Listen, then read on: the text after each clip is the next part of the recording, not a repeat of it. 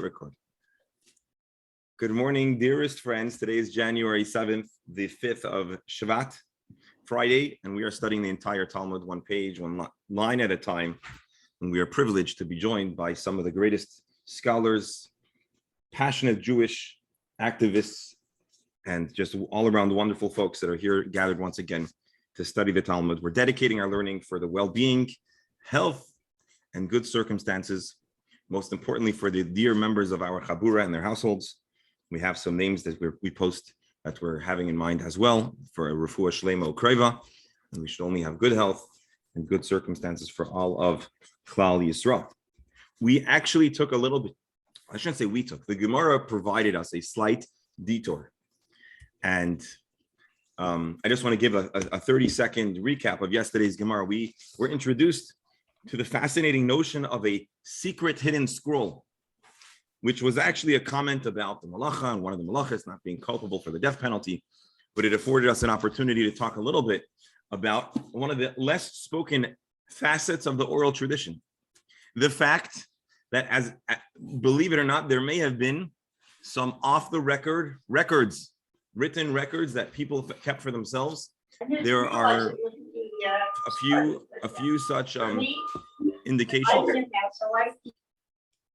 Alan, good to have you on. There are some indications that folks, although they primarily committed everything to memory, were allowed to take notes for themselves. They just weren't published or shared or publicized.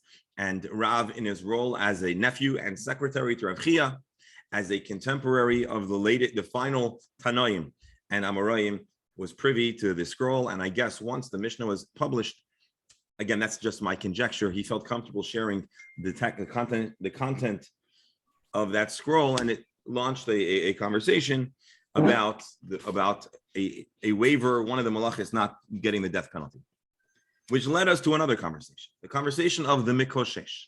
In Parashat Shlach, we read about an event where a man, right after the story, the saga of the spies, goes out, collects wood, he's seized, citizens arrest, he's brought to Moshe. Moshe doesn't know what to do with him. He's placed in a temporary prison, confinement. Ultimately, Hashem says this person, because he did a malacha and because he was warned and because all of the criteria were met, he has the unfortunate sentence of stoning. It's a capital punishment. It's, again, hard for us to sometimes chew on such an idea, but that is what it is. But the greater question is, what did the Mikoshesh do wrong? We know he did something, but what was the malacha? And so we know he was collecting wood. And so we have three different perspectives about what malacha he did. And we actually took a survey yesterday, and we, with our scholars here, we came up with the different possibilities. And indeed, all of them were presented in the Gemara. And it actually leads to some further discussion, which is why I'm giving a recap. Opinion number one, the Mikoshesh was carrying 4 amot in the public domain. He's picking up wood and carrying it. And that is a desecration of Shabbos. Opinion number two was that he was plucking wood that was still attached to the tree. Although he wasn't using a kli, so we might not call that kitzira. He broke it off with his hand, that we call that tolesh. He detached it, and that would be a desecration of the Shabbos. A third option was, and this was brought to us by our dear Rebbe Errol Schuster, that he was being ma'amer. He was bundling the wood. And although maybe he didn't carry it yet for Amos, he could still be culpable for the act of bundling. Those are three different perspectives. Of course, the one that we are most familiar with is the fact that he was carrying. And that's where it comes into our Gemara. We then pivoted, again, I'm giving a fast recap, and then we'll get into the Gemara, with a discussion about the identity of this Mikoshesh. We all are familiar with the famous association that he was none other than Mr. Tzalafchad himself, from the family of Joseph, Menashe, I believe, and he passes away, and his daughters are really heroes of the Torah. They are heroes because they, and I could say this myself, but I don't have to, because Rashi and other commentaries point out that these women were righteous and with great passion for Eretz Yisrael. They wanted to have a share in the portion, and they are really models for an assertive model of how Jewish women should be. And if we know any Jewish women, many Jewish women, Baruch Hashem, are, but it's something that the Torah celebrates, and we see they stand up for their rights, and they have the zechus, the credit, the merit of having the portion in the Torah that talks about inheritance to be, in a sense, triggered and solicited by their request. Reb Beryl? I always found that there's another important message. The way they asked for it from Moshe, they never asked for themselves. They never said we deserve, we should, etc., etc. They brought it around the other way. Very interesting way to request something. They wanted to perpetuate their family name and their father's share. That's interesting. So again, that's what we commonly know, and that is the opinion of Rabbi Akiva. Rabbi Yehuda ben Beseira challenges Rabbi Akiva and says, how could you publicize that which the Torah conceals? Because the Torah does not identify the Mekoshesh as Tzilafchad, and the Torah doesn't identify Tzilafchad as the Mekoshesh. And so Rabbi Yehuda ben Beseira says, you are going to reveal a matter that the Torah kept and left discreet. And Rabbi Yehuda ben Beseira therefore says that actually Mr. Tzilafchad, actually he wasn't Mr. Tzilafchad, he was Tzilafchad, I don't know what his last name was. Tzilafchad did another sin, the sin of the folks who insisted on going into Israel after Hashem said not to. And although that also was not a great thing, but it was certainly nothing close to a blatant desecration of Shabbos in a public form. That's basically the discussion of the Gemara about the identity of Tzilafchad. We're almost there. What was the meat and potatoes? What was the crux of the challenge that Yehuda ben Beseira challenges Rabbi Akiva? Rabbi Akiva had a Gezerah Shava. Bamidbar. The girls said their father Tzilafchad died in the desert. The episode of the Mekoshesh was Bamidbar, and so Rabbi Akiva has a Gezerah Shava. And the Gemara says that Rabbi Yehuda ben Beseira lo gamar. He didn't study this Gezerah Shava.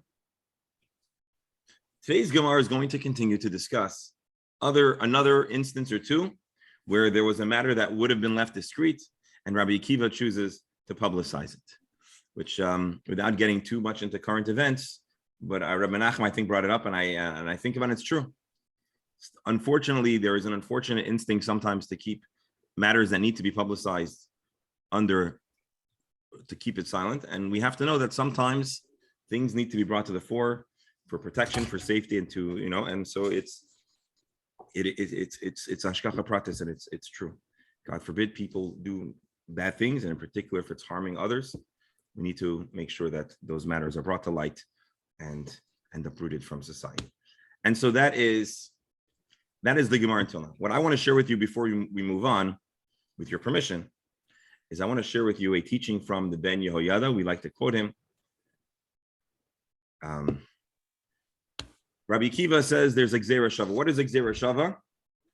Two locations in the Torah that use the identical word, and there is a formula, there's an association between the two events. So, for example, we use the word Bamidbar by Mr. Tzilafchad and his family.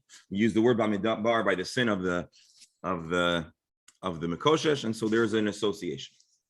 But as we discussed yesterday, you cannot make up a Gezerah Shava. A Gezerah Shava has to be a tradition that's passed down from the ages. So the Ben Yehoyada gives us some added context. He brings us other texts, which I felt would help us have a deeper and richer appreciation. And then we're going to move on with other scandals that Rabbi Akiva uncovered. Gezerah Shava lo gamer, he quotes the Rif, who explains that afilu Rabbi Akiva lo amra derech Gezerah Shava. Rabbi Akiva didn't claim that this was an actual Gezerah Shava, that there was a tradition passed down from the ages. The lo gamer Gezerah Shava zumi rabo, he did not have this teaching from his. So there's a debate basically about what Rabbi Akiva is claiming. Was Rabbi Akiva claiming this was a real hardcore, full Gezerah Shava, or was it something a little bit more like a modern conjecture Gezerah Shava? So the Rif says that Rabbi Akiva didn't actually have a Gezerah Shava. He didn't have the authority of a tradition from the generations prior, but it had the ring of truth. And somehow Rabbi Akiva chose to make this assertion. The reason why it's comfortable to say this is because the Gemara reads better. Because here we said, was it a Gezerah Shava? Was it not a Gezerah Shava? Now we understand It was like a Gzera Shava light. And he says, indeed, this is a good interpretation. But then he goes on and he makes another interesting connection, which I'm choosing to show. We need to understand. If there's a Gzera Shava, the Torah didn't hide the story. The Torah actually gave us the trail to uncover the crime. But if Rabbi Akiva made it up, well, then how dare Rabbi Akiva choose to reveal that which the Torah never revealed? So now he explains something very interesting. I'm going to flip through it. There's two opinions about what what the man did wrong. Was he carrying wood or was he bundling wood? If he was carrying, let me ask you a question. Do you know what the status of a desert is? Is a desert usually a public domain? Mark, deserts, public domain or private domain / Carmelis? Desert, well, there's not enough people in it. Would it be a Carmelite then, or desert completely Rishus Harabim? Because so Mark makes a good point. A desert does not meet the most essential criteria to be a Rishus Harabim. It has to be a public space. So almost always a desert is not a Rishus Harabim. There was only one time in Jewish history or in human history that the desert was a public domain. And that time was when the Jewish people were in the desert. Because then there were 600,000 people in a small confined space. And so only Bamidbar, when the Jews were in the desert, it was a public domain. So if the crime that Mr. Mikoshesh was doing was carrying, it's extremely relevant to point out that this happened when the Jews were Bamidbar. Because the word Bamidbar is not superfluous. It's telling us that he was carrying in a desert. When it was a public domain.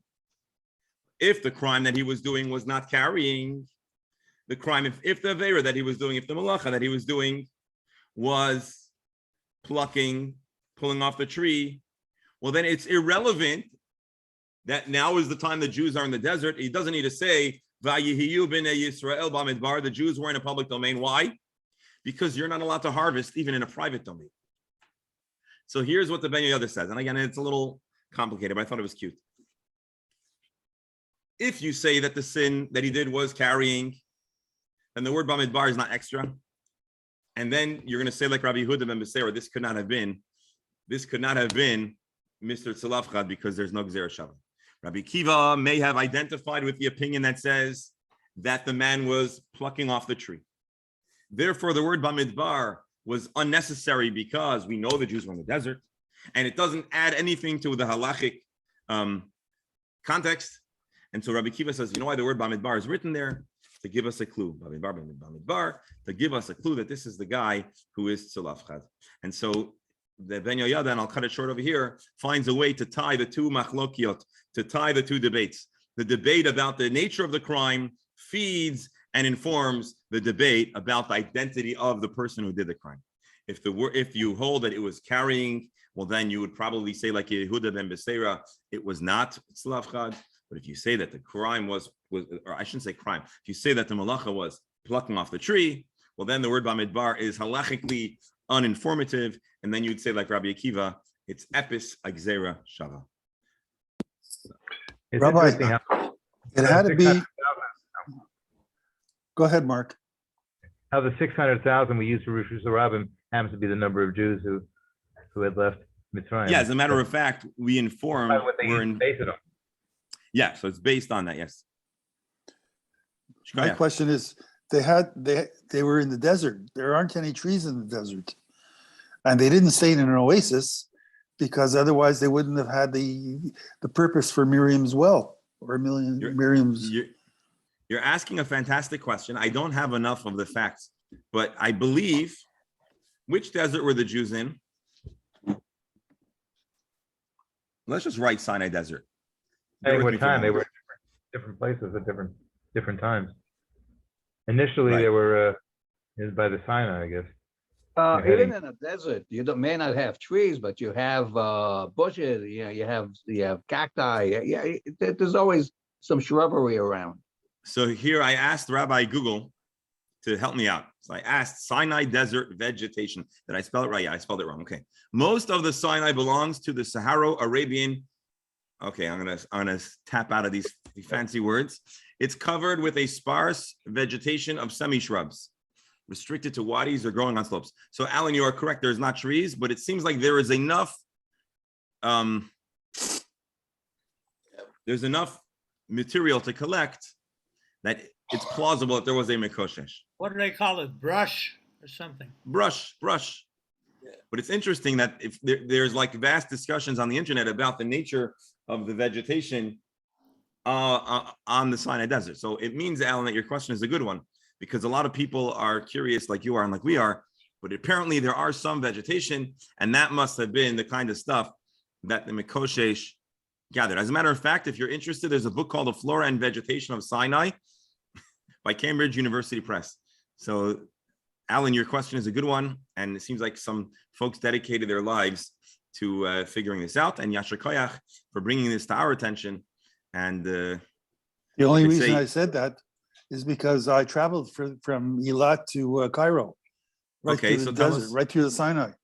So do you mind sharing with us what? Nothing. There so was you didn't eat nothing. So just you didn't big hills. So Alan, help me out over here. So you didn't even see, and I take your testimony much more seriously than what Google tells me. So you didn't see any of these shrubs. All I saw were huge hills. It's a very hilly area. What year did you do that, Alan? Just before there was a riot. Remember, there was a riot in Egypt. Could be any year. Yeah. No, it's about it's about 10 or 12 years. 10 or 12 years. Yeah, you're talking about the revolt. That's right. Exactly. Oh, we you're were there talking a year about the before uprising. that. We were But there I'll a tell year you, before that. I spent in 68, 16, I spent some time in Sinai during my service, and you saw some shrubbery here and there. It wasn't covered in shrubbery, but you definitely found some shrubbery in different places. I can only tell you that 2 years ago, going into Jordan from Israel and the Sinai, there's a winery. Somebody found a place where there used to be a little river or whatever, and you wouldn't believe. Grapes are growing, and his wine. I said to him, "Are you going to do export?" And he said he can't even supply the local market. Very fine wine. Very interesting. Very interesting. I have a different question. With Rabbi Akiva and the Gzera Shava. So I understand it's not a Gzera Shava because you have to have a tradition. Depending who you ask. Right, but it seems that he used it like an asmachta. Yes, that's what Rabbi.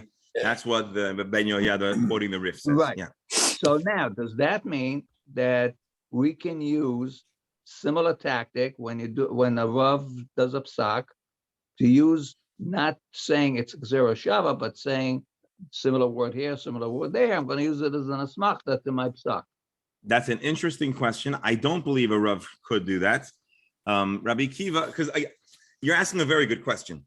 Rabbi Akiva himself, depending on how you interpret the Gemara, most commentaries, like Tosfos, for example, Tosfos seems to think, I believe, that it was a full-fledged Gzera Shava. Yehuda ben Beseira rejected that Gzera Shava with an authority that there was no available space for a new Gzera Shava. Rabbi Akiva had a different tradition. However, today, and this is, I guess, really the answer. Today, we don't use, you can't really use a biblical text in isolation to inform a halachic opinion. The halacha ultimately is born out of the marriage of the Torah shebechtav and the Torah shebal peh. So halacha can't come from a verse in isolation. It has to come from the pasuk alongside the oral tradition, most likely from the Gemara, and as it trickles down into halacha. So a rabbi in general today just about needs to call his authority from more recent halachic texts. That's why usually you'll hear rabbis talk about the Shulchan Aruch, the Mishnah Brura, the Shulchan Aruch Harav. Those are more recent texts. What's interesting, and someone mentioned this yesterday, and I thought it wasn't brought up, Rav Moshe Feinstein, who was certainly the greatest halachic authority, certainly in the United States, but generally understood to have been the greatest halachic authority in his age. I believe he passed away in the 80s. So he was known for occasionally bucking the trend and being comfortable going back to the Gemara to find inspiration and halachic information. And so that was considered a chiddush. Most poskim don't do that. Don't go straight to even to the Gemara. They'll have to go to the Shulchan Aruch, to the Rif, to the Rush, not even that, to the Shulchan Aruch, the Mishnah Brura, to other more recent authorities and the commentaries on the Shulchan Aruch. So I don't know if that really answers the question, but it's interesting. In other words, I think, Doctor, I think what you're asking is how much latitude does a halachic authority have with the text, or are they entirely bound by a predetermined set of facts? And generally speaking, they are bound by a predetermined set of facts. The problem is when new facts develop and we need to now try to infer from the previous record, and that's where it gets more challenging. Rebero. Wasn't Rabbi Akiva at a level that he could have just made a statement? Rabbi Akiva was at the pinnacle of scholarship and tradition and authority, and so he could certainly get away with, in his prime, with statements on authority that others could not. But even Rabbi Akiva, to give a Gzeira Shava, would either have to have a Mesorah, a tradition, or, like the Rif says, maybe it wasn't a real Gzeira Shava, it was a Gzeira Shava light, is what I would call it. So but certainly Rabbi Akiva, if anyone had some latitude in the time of the Mishnah, certainly Rabbi Akiva would be the one. And as a matter of fact, almost all of the halacha, all of the primary people that are cited in the Mishnah were students of Rabbi Akiva. And so Rabbi Akiva certainly has a high degree of authority, generally speaking. Are we to presume that this search for sort of backup is because they didn't agree with his conclusion? Well, first of all, there was certainly a disagreement, but Rabbi Akiva is bringing this Gzeira Shava as the source to his opinion. So, right, Rabbi Akiva in his initial comments uses this Gzeira Shava. He doesn't call it a Gzeira Shava. He just says Bamidbar. So I guess that's why we might say maybe it wasn't a real Gzeira Shava. He doesn't use the word Gzeira Shava. He just says we have a clue. But the question is, does this clue come with the force of the authority of a Gzeira Shava or not? A Gzeira Shava is basically a biblical. If you say that you infer a halacha from a Gzeira Shava, it has the force of a biblical a statement in the Torah. Whereas if you're doing what Rabbi Akiva is doing, it according to the Rif and Esmachta, it has less weight in the conversation. I think that's how we would say it. Any further comments, or should we jump into the next scandal Rabbi Akiva reveals to us? All right, next Gemara. They had to have chutzpah to stand up to Rabbi Akiva. Yeah, I think it was warranted. But I should add on the topic of and again, there's no parallel between what we're going to read now and any current events, except the idea of bringing certain things to light. But Dr. Hammer, I remember you telling me that there was an unfortunate circumstance in New Jersey, and you remember specifically that many rabbis were uncomfortable bringing a certain travesty to light or addressing it, and we're still dealing with the ripples and things that bring up, for many, I guess, a trauma and reminiscent of that event in our current events. And I hope, Baruch Hashem, what we're seeing is a reversal of that trend and progress. Quick question, Rabbi, not related to Yes. that you said before about the posek. To become a posek or to be labeled or identified as a posek, well, what does that take, or is that just random? I heard you say, "Listen, I'm not a posek on that," or whatever. Go. So there's two. Oh, it's a good question. So there's two tiers, I believe. There is a person who makes their career about making their career as a halachist. So you have some people who their primary role, similar title, rabbi, but some people their primary role and their training and their focus is on developing and clarifying halacha. So that's on a more basic level. But when we talk about a posek with authority, I believe that comes with reputation and acceptance of colleagues and other people in the halachic world. And so what happens is that with certain complex matters, there are certain matters that even a regular rabbi who gives halachic opinion wouldn't wouldn't take on, and they would defer to great authority. And throughout Jewish history, there were certain matters, particularly about marriages and divorce and questions about heritage, where a rabbi would say, I'll give you my opinion, but my opinion has no weight unless you'll find two other rabbis to sign on. And with time, certain people rise above the rest. And so Moshe Feinstein is one example, Rabbi Eliashiv until recently, Rabbi Zalman Nehemiah Goldberg, until, I think he passed away really like very recently, a year or two ago. So there's certain people that rise. If I'm forgetting any other names, I'm not excluding anyone intentionally. Rabbi Schechter today, Rabbi Herschel Schechter today, during COVID became a very, very prominent voice of those halachic matters and so on. So I don't know if that answers the question, but generally it's not, you can't get up and say, I am a renowned posek. That's something that has to come with experience, with reputation, and with acceptance by others in the halachic. To put it bluntly, it's a posek if people accept what you paskin. But not just people that are qualified to make those determinations. So if you have to make Rav Moshe Feinstein didn't start out as a posek. He actually started out when he came over he originally lived in the Soviet Union, and he comes out and he starts a yeshiva and he has a shul, and eventually his reputation and his brilliance, just shone forth, and it became utterly obvious that he was the authority. Dr. Hammer, did you ever encounter Rabbi Feinstein, Rav Moshe Feinstein? Yes, I did. And on the Lower East Side, on the street, on Grand Street, right outside the building that he lived in, which is right off the FDR Drive, like a block and a half up on the left side. And he would walk the streets, and he would go. I had friends in that area, so that's why I. And did you know who he was at the time, or was he like, or? Yeah.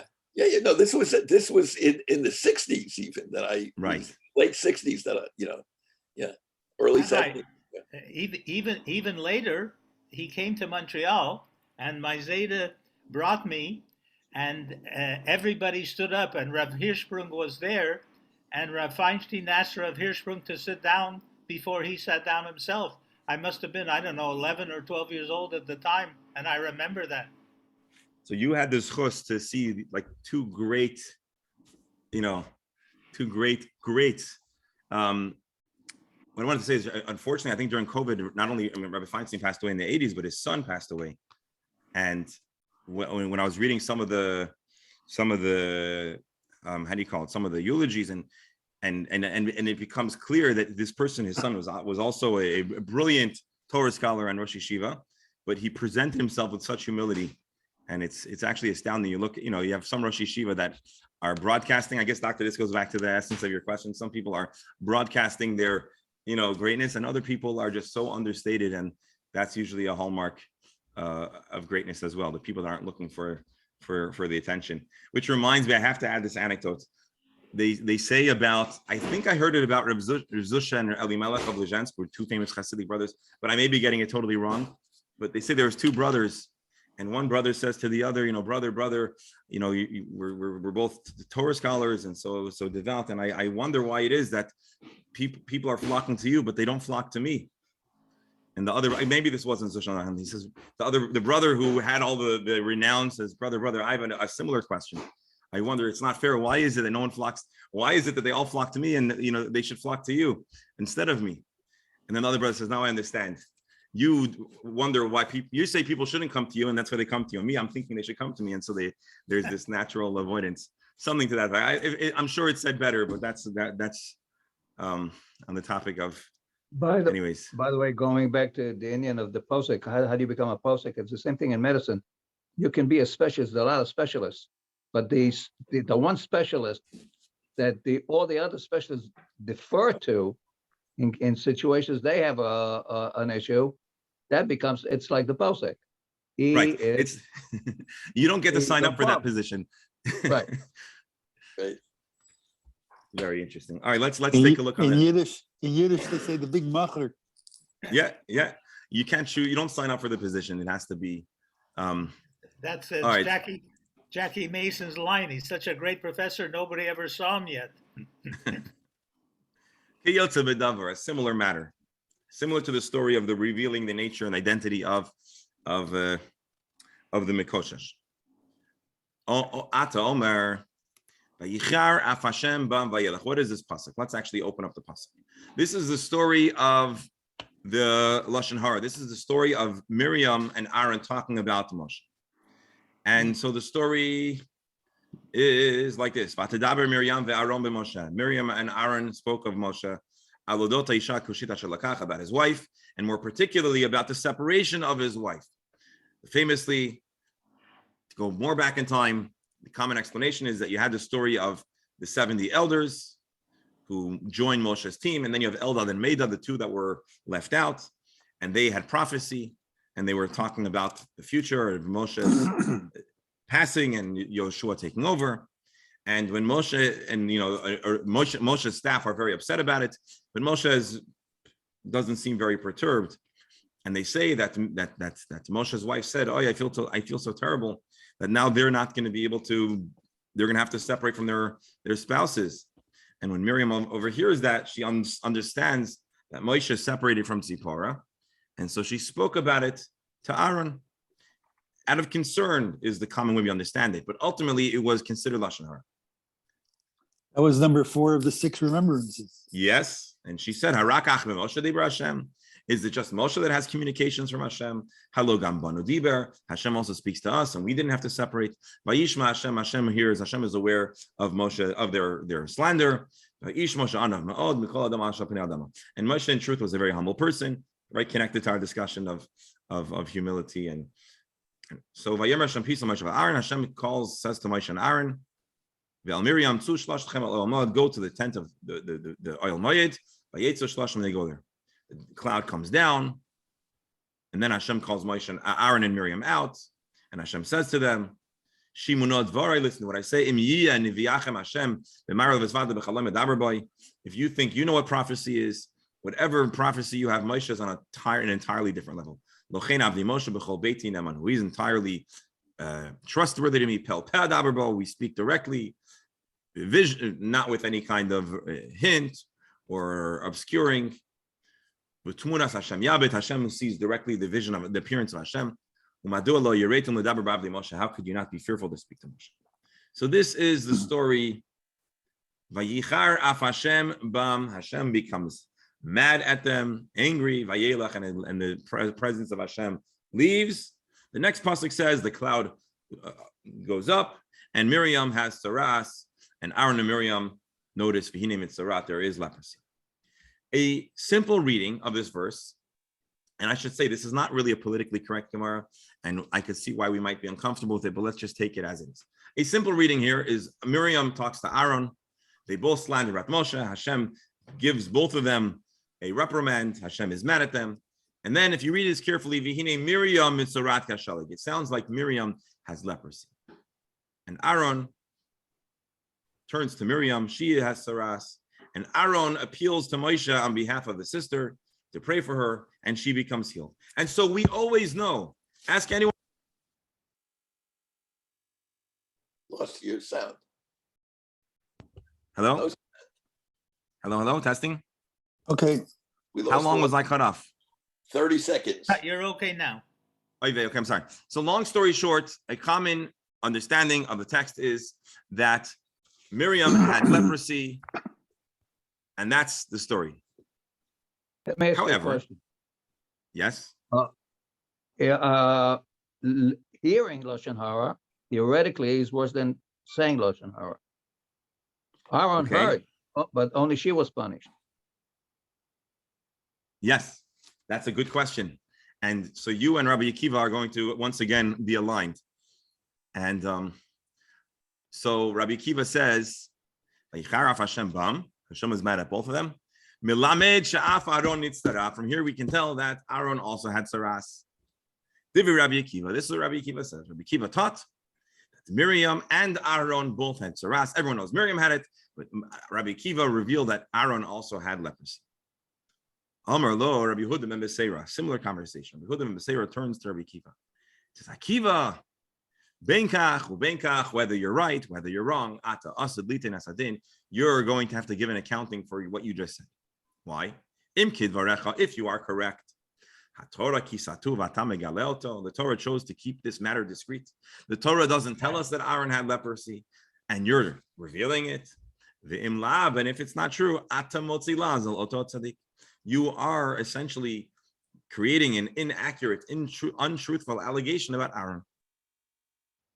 So Rabbi Akiva, again, says they both were smitten by leprosy, notwithstanding the common reading of the verse, which indicates only Miriam had it.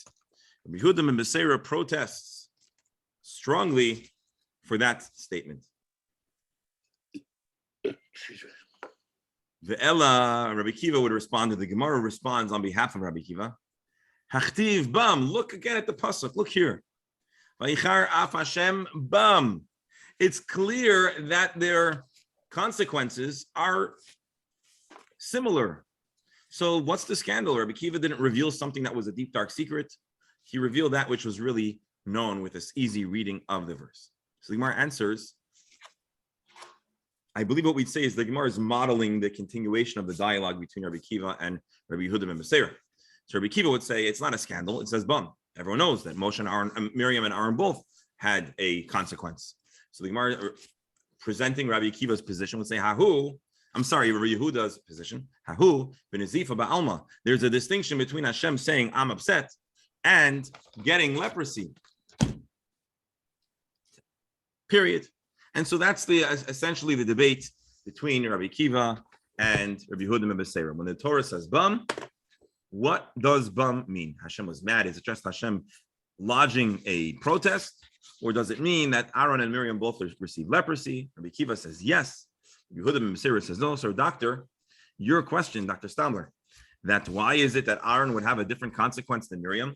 He listened, he received, he engaged in it. He should have the same consequence. And indeed, that's what Rabbi Akiva says.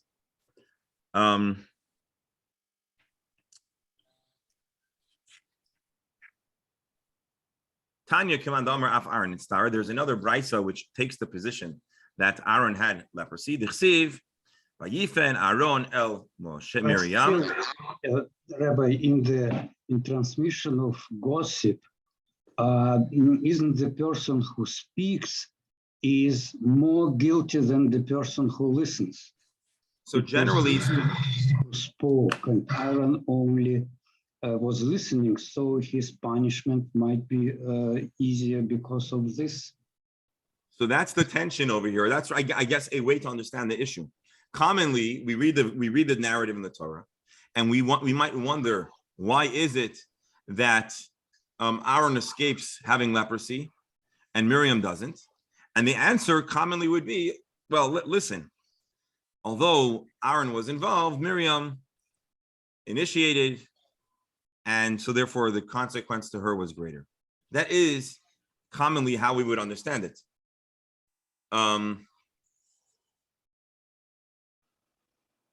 Rabbi Akiva seems to be saying no. And it's what Dr. Stamler says. Although generally speaking, the instigator, the initiator, the one who speaks, we would think is more in trouble. But and this is something that for example, the Chafetz Chaim, but it's really essentially in the general halachas of Lashon Hara, which is that to listen also is a devastating thing. So to speak, they say, like Lashon Hara harms three individuals: the speaker, the listener, and the subject. It's both the person who chooses to say Lashon Hara is doing something wrong, the person that chooses to listen is doing something wrong, and the person who is spoken about is being harmed. Rabbi, when you say the person, excuse me, who listens, is that person choosing to listen and to believe? What about, quote, fake news? Someone tells you, so-and-so, did you hear so-and-so just... Right. So I think in general... Like you tells you in shul, did you... Right. That guy just walked in, is blah, blah, blah. You're saying by the time you register that what you're listening to is Lashon Hara, you already heard it.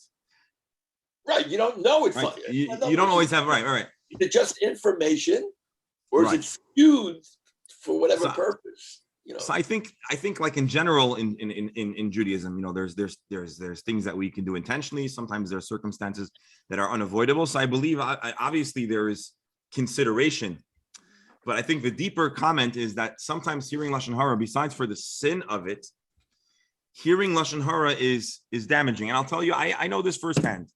sometimes you have a friend and you respect them, and then someone tells you something negative about them. You're still their friend, but you can't forget what you've heard. And sometimes knowledge, even without embracing it or intending it, harms your ability to see them in the light that you wish to see them. And so sometimes the damage of Lashon Hara is not the sin of it, but it's also just the fact that, there are things I don't want to know. Sometimes, do you know this about a person in Shul? I don't want to know. Not because I don't enjoy gossip. I enjoy gossip like anyone. But there's certain things about certain people you just don't want to know. You don't. And again, sometimes even if you don't want to know something, you need to know it. And that's the flip side. And that's what we were discussing about bringing certain things to light. But as far as Lashon Hara, a lot of times, for example, some people have everyone has certain speech quirks in the way of speak, or words that they frequently say or mispronounce. And this exists all the time. And sometimes you don't notice it because you hear them all the time. But someone say, did you hear? He always says the word, whatever it is. And all of a sudden now you can't not notice when the first. So Lashon Hara shines a spotlight on a flaw, which one otherwise might not be aware. So that's why I think, anyways, doctor, go ahead.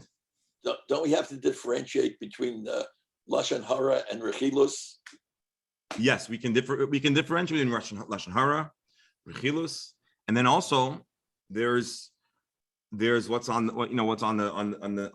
relevant now is that sometimes there is a tzorech. So for example, if someone is going to defraud, and let's say someone tells you, and I've had this happen actually. Someone says, someone approached me in Shul, I wanted to go into business. What do you think? What do I think? Well, the guy has defrauded people in the past. I have an obligation to tell the person, I think you might want to not do that business deal, or at least, do your own due diligence. So that's a toelet. That's where you're saving another person from harm. I have a question on that. I just want to, just before we continue, I'm not a posek on matters of Lashon Hara. And there are people that are, so go ahead. So I'm sorry. So basically what you just said, I'm not saying that I'm right at asking, or answering, but what happens if the guy tries to do better? He did his sin in the past and he wants to do better. Maybe the guy changed.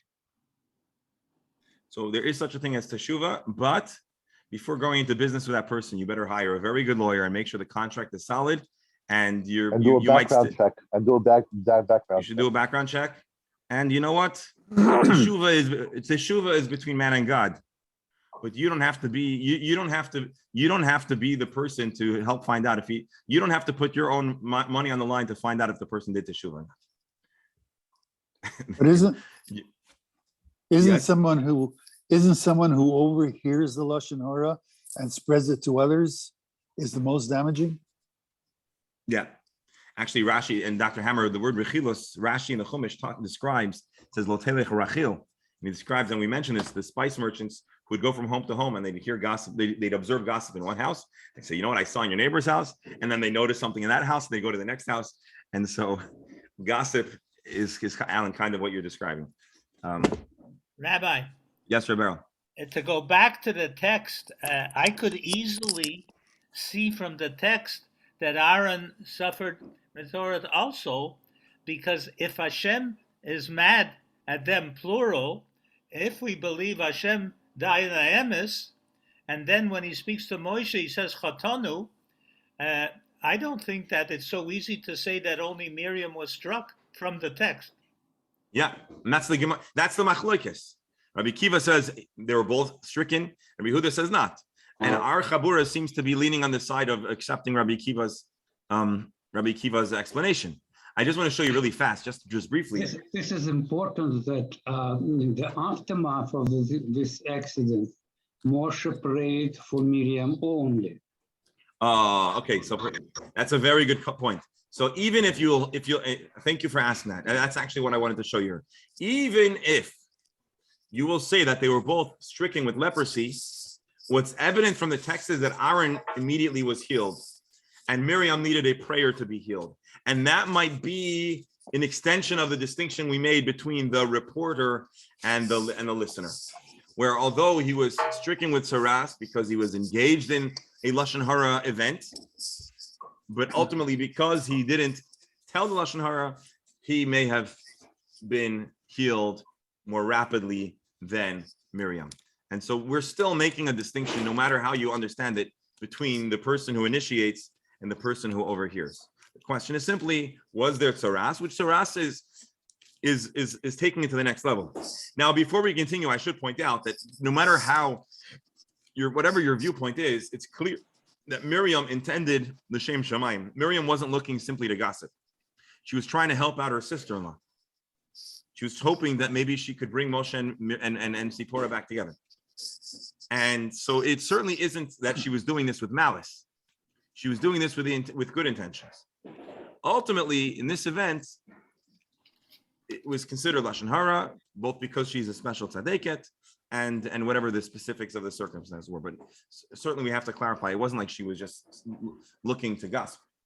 And so the point, Professor, that you just asked is exactly what I wanted to show in the Arachai, which is midivrei Aaron mashma ki Moshe k'bidol divrei. What's evident is that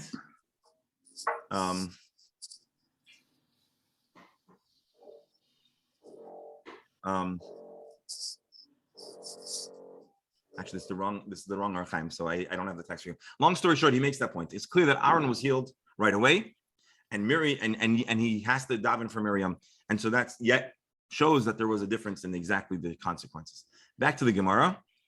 Tanya Kamandamar Afar Nistar. There's a brisa that says, "Vayifan Aaron and Miriam b'hinim mitzarat, Tana shapana mitzarato." He turned in his own state of tsaras, and then he was healed. Let's read one more line. Amar Reish Lakish comments in this general subject. Hachoshed b'chsherim loke begufo. If a person suspects an innocent person of something wrong, loke begufo, they'll find themselves to be stricken or afflicted. And we're going to turn actually to Moshe himself. Hashem tells Moshe to talk to the Jewish people about their impending freedom. And Moshe says, Vehein lo yaminu li, the Jews won't believe me. This is last week's parsha. Hashem already knows that the Jewish people are going to believe. Hashem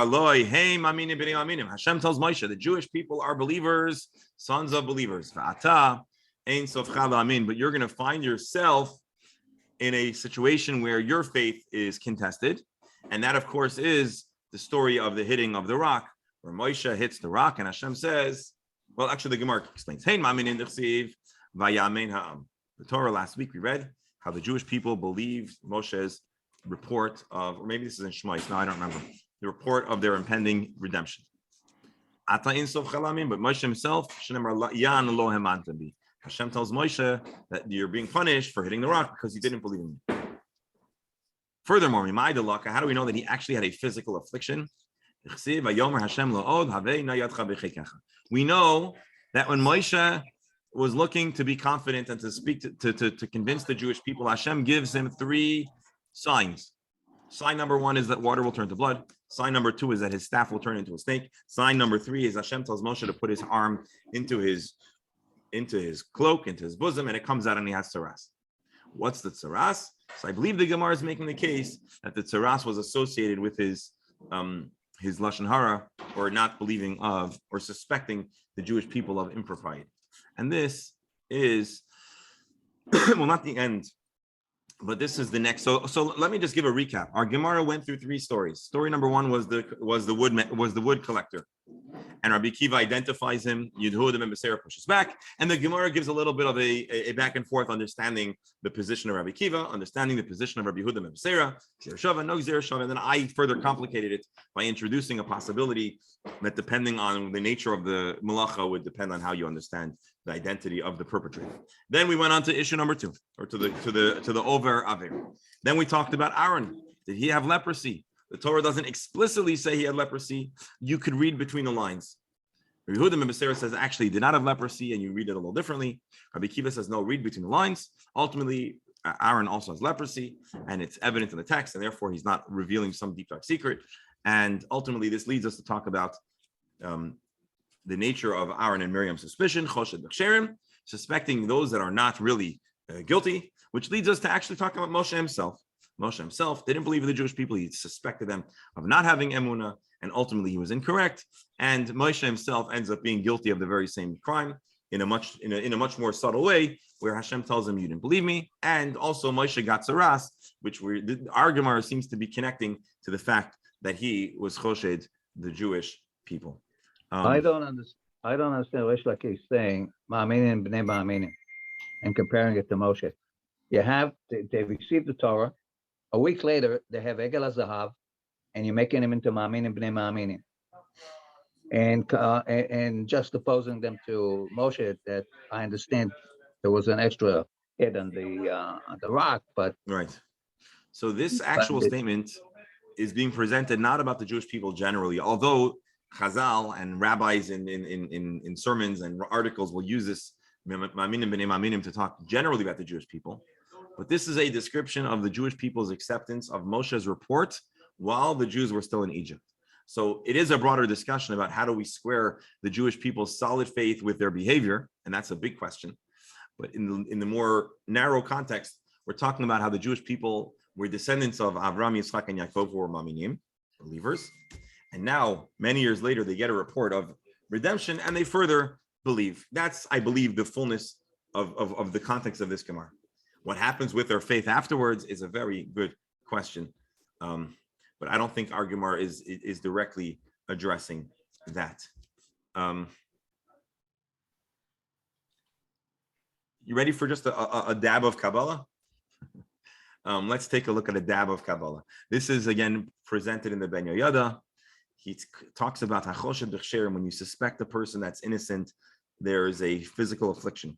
He says, you know, the Arizal, founder of Lurian Kabbalah, Yitzchak Isaac Luria, writes in his commentary to the story of leprosy in Parshas Tazria.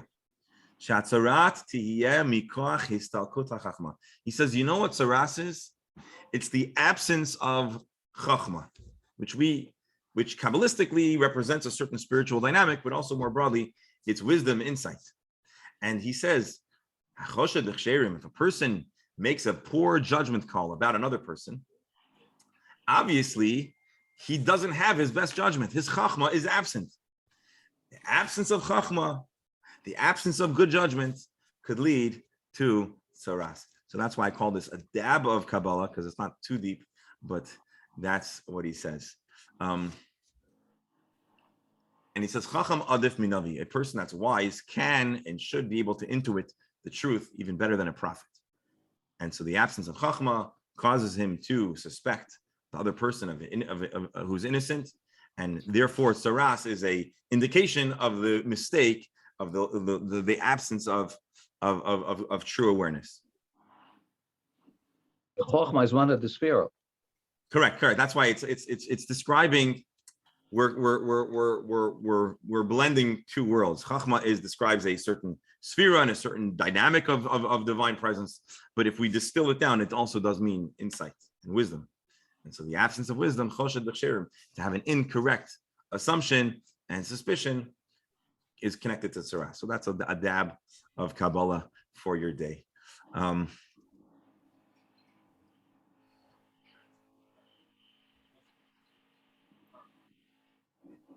All right, that is that. Let's just see if there's one more line, and then we'll call it a day. Okay, let's do this real fast. Connected to our recent parshas. Amar Rava. Rava talks on the subject of Moshe's leprosy. The Tamer Rabbi Yosef Rabbi Chanina. Alternatively, this was taught by Rabbi Yosef Rabbi Chanina. Mida Toiva, goodness from Hashem. Mimaheres Lavai happens more rapidly. Mimidas Pronius, faster than bad. Dilumidas Pronius, when it came to something negative, Moshe having leprosy on his hand, it says Vayotzi v'hine yadom mitzorat kashelik. He took it out, and then it's like a whole process. Ilu midat tova ksiv vayotziya micheko v'hine shava kiv saro. He basically, to become leprosy, he first had to take it out of his cloak. Again, Moshe does the same motion twice. He takes his arm out of his cloak once and it has leprosy. He takes it out twice and there is no leprosy. To have leprosy, there was a little pause. But for their leprosy to be removed, it was already removed the moment he pulled his hand out of his cloak. That's, I believe, what the Gemara is saying. Let's read it again. Vayotzia, he took his arm out, and then hine yadom mitzara. Then his hand became leprosy. Vayotzia micheko V'hinei, behold, Shava Kipsaro already was back. Micheko. By the way, this reminds me, and we have to close with this. This reminds me, yesterday, I think Alan, was it you that asked about a reference to the passage of time? We said that he was put in prison, or maybe it was Beryl. He was put in prison, and the Torah text doesn't tell us that there was any time that passed. I assume that time passed. It was Beryl, was it you? I assume that there was a passage of time because they didn't know, and then Hashem tells Moshe, and then they do the death penalty. And there was a question: did the death penalty happen on Shabbos? I don't believe it did. But I stand slightly corrected based on the Gemara's interpretation of the pasuk. There is a reference to a small pause in time in the pasuk, like inferring, at least the Gemara infers that there was a small pause between the extraction and the tzaras, as opposed to when you removed his arm in the healing, it happened fast. So the point is, Hashem's punishment, Hashem's wrath, Hashem's something negative from Hashem. It could happen, but there's a pause. But when it comes to goodness, Hashem rushes to give it. And a similar idea is taught about prophecy. For a Jew, when a prophet has a positive nevuah, it necessarily must come true. If it doesn't come true, it casts a strong doubt on the authority of the Navi. But for a prophet who gives a negative prophecy, if it doesn't come true, Hashem can cancel a bad prophecy. And so that's Rabbi, another. Yes. It's even stronger. I remember somewhere in the Torah itself, if you talk about what's to come is good, I remember there's some klal in general. Am I wrong? I think I believe what you're referring to is probably something exactly what we're discussing here. That goodness has no delay, and Hashem is absolutely going to do it. Something negative, Hashem is, because teshuvah can always remedy, and Hashem is not compelled to do that action. That's why the prophets that foretold good things had an easier job than the prophets that foretold doom and gloom, because even if the doom wouldn't come true, or if the doom might not come true, people would suspect the veracity of their prophecy, and it could just be that the people did teshuvah. As we know, in the latter period before the destruction of the first temple, there were dueling prophets. There were prophets that were giving good news and bad news, and people always would rather hear good news than bad news, and it created a very complicated situation. Shalom Bar, are you going to do Chumash today? All right, in just a moment. I want to wish everyone a good Shabbos in just a moment. Hold on. In just a moment, after all the final comments, we're going to end the link, and then we'll rejoin the link for Chumash. Rabbi Alan, b'vakasha. One quick question: how did Moshe know he had psoriasis if the Kohen didn't examine it first? That's a very good question. I think a person knew they had psoriasis. They just didn't know if they were halachically compelled to quarantine until a Kohen gave a diagnosis. Alternatively, we could say this is before the Torah was given, so maybe there was a different dynamic, or maybe because Hashem told him it's tzaras, and if Hashem says it's tzaras, we could be fairly certain that it is. You know, we have a whole other area here. What does a Kohen do when he has psoriasis? Where does he go? Maybe there's a connection here with Aaron himself. It's a whole other area. Yeah, they say a Kohen. I don't believe a Kohen can diagnose themselves. They'd have to go to another Kohen, because they say Adam Karov Eitz Latzmai. We're always biased in our own favor. So what was Aaron supposed to do? That's a good question. Go to the and go to a pharmacist. That's why it doesn't say by him that he only saw it by Miriam. So he could diagnose Miriam, but he didn't diagnose He couldn't himself. diagnose himself. That's a very interesting point, or maybe very interesting. Because ultimately we find that the Jewish people, we find that Miriam goes out of the camp, Aaron doesn't. And why is it? That's actually, so there's Where's this. he going to go? Who's going to let him out? The old story about two guys coming down from the chimney who has to wash himself. Yeah. But you know what? These final questions are good, and it does warrant another examination and another round of clarity just to straighten this all out. A Yashar Koyach to all of the dear. In the case of Israelis, what Moshe did was in presence of Aaron. So we can safely assume that it was Aaron who certified that yes, it was indeed Sarah. Sorry, my earphones so I can hear it. But. When Moshe's hand was stricken with Sarah in the presence of Israelis, Aaron was also present at that time because he was accompanying Moshe. So we can assume that Aaron certified to Israelis that yes, indeed, it was Sarah. Interesting. That's an interesting point. And we actually have to. No, it's interesting because you're right. They were together. The question is if Aaron had his board certification to do tzaras. Anyways, all right, Yasher Koyach, everyone. Thank you all. Have a wonderful Shabbos. Have Hopefully a everyone. good Shabbos, everybody. So- Take care. so- Stay safe. Stay safe. I mean, so wonderful to see everyone. I pray that you have a quiet, jackhammerless Shabbos with elevators that work, and all of our prayers for goodness and health and happiness should be answered. Have a wonderful Shabbos. Yasher Koyach. Hey. Shabbat Shalom.